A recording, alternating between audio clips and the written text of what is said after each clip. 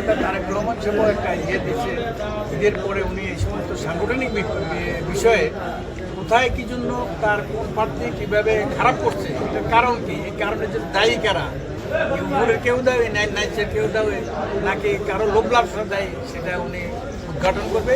এবং আমরা তাকে আমাদের নেতাকর্মীরা সেই ব্যাপারে আমরা চিন্তা করছি সহযোগিতা করবো ইনশাআল্লাহ ইনশাআল্লাহ।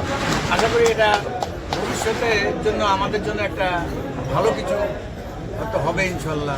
যেহেতু আমরা ফেয়ার পলিটিক্স করি, এই দল সামনের দিকে যেভাবে আগাবে, যারা যত ফেয়ার পলিটিক্স করবে, যারা দলের বদনাম থেকে মানে বদনাম কোথায় হইতে গেলে সেটার জন্য তারা কাজ করবে, তাহলে এই দেশ এবং জাতি সবাই কিন্তু আমরা আগাবো ইনশাল্লাহ। এতে কোনো সন্দেহ নেই। মুষ্টিময় লোকের জোড়া জিতেছি এবং আমাদেরকে হারানো হয়েছে, বিএনপির লোকজনকে হারানো হয়েছে, এর বাইরে কোনো কিছু নেই।